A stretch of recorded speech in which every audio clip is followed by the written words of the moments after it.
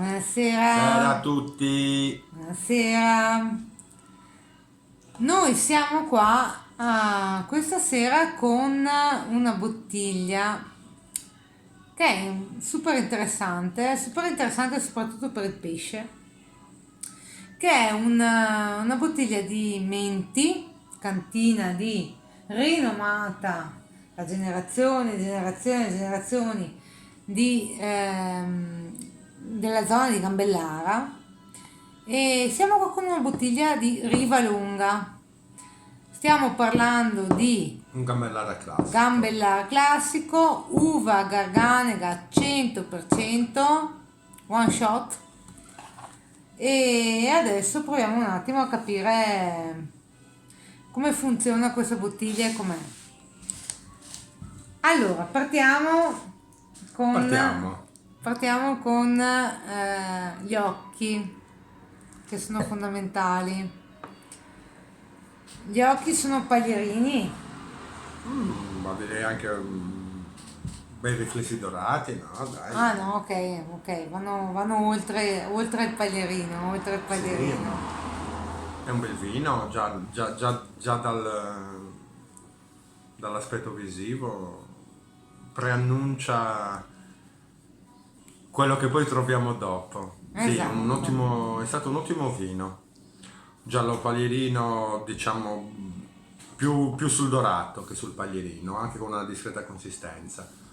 Però colpisce tanto il naso Andiamo al al primo naso. approccio, almeno personalmente ho ritrovato tanta mineralità. Subito, per quanto mi riguarda e per quanto ci riguarda, arriva il minerale. Minerale tantissimo, poi un floreale, perché c'è tanto floreale, anche un po' di fiori d'accacio che ultimamente abbiamo avuto Raccolto e modo di fritto. conoscere bene.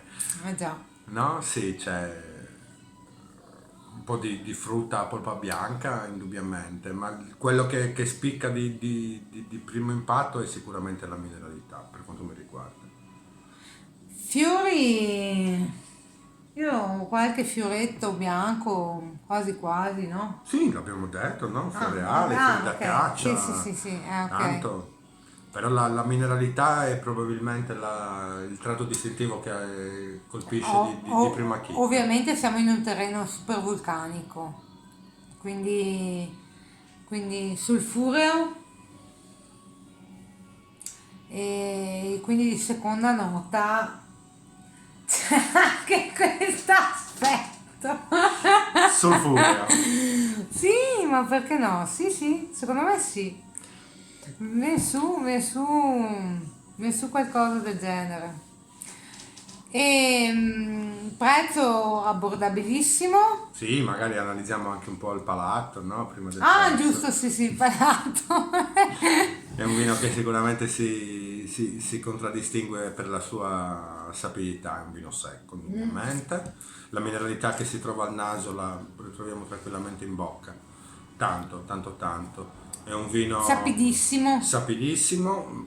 La freschezza c'è, però penso che sia anche abbastanza ben equilibrata. Non è un vino che spicca per la freschezza, perché probabilmente la morbidezza la equilibra bene. No, è un vino che poi, visto che l'Ale accennava il prezzo, è un vino che veramente rapporto qualità-prezzo tanto, perché siamo più o meno, noi abbiamo preso un cartone misto, quindi diciamo adesso il prezzo preciso a bottiglia no, ma non superiamo i 6-7 euro a bottiglia. Esatto, Forse sì. un 2017, abbiamo 12,5 come gradazione